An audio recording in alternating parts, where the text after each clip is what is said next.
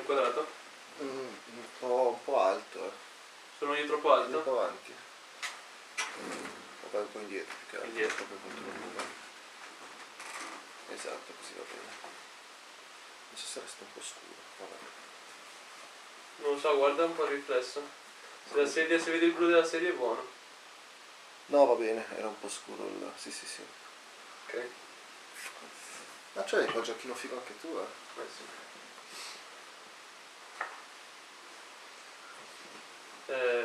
Tono della voce abbastanza alta. Sì. Scandisci. Mr. Gamson, many people think that everything is fake in a show, such as the Frederick Storm show. How much is staged? What's credible? What isn't?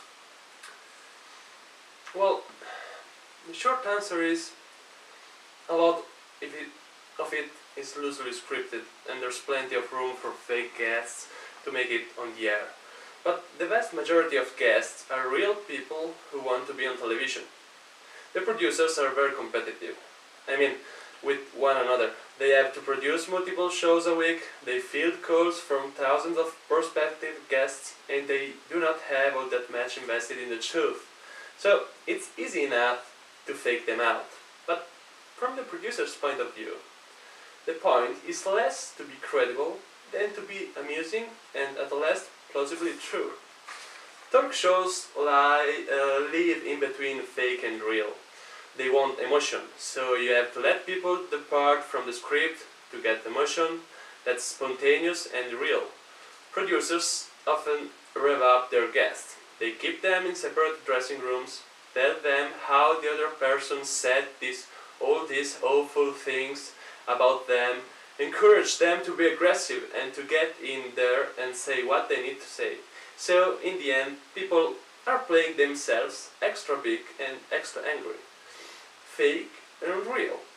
I think that's some of the appeal of this kind of trash show. It's real, but it's a show. It's authentic, but it's also a performance. What is the truth in this kind of shows? Which particular aspect of our everyday lives can be seen here? Well, there is a kind of visceral emotional truth that is quite rare in media culture.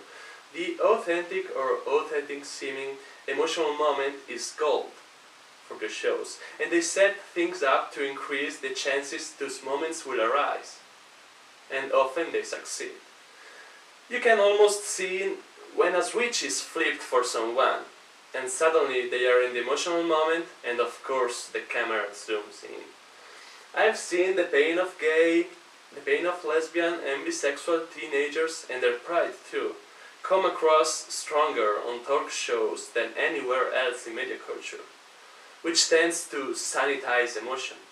I have also seen disgust for gay people, real nasty, nauseated venom, that feels as real as any I've ever encountered in my own life. They're not necessarily pretty and they do not last long, but these are important little moments of emotional truth. Do you see these shows as exploiting gays, lesbians, bisexuals, or anyone with a different sexual preference or lifestyle? Yeah. Are you offended by how gay people are treated and portrayed on these shows?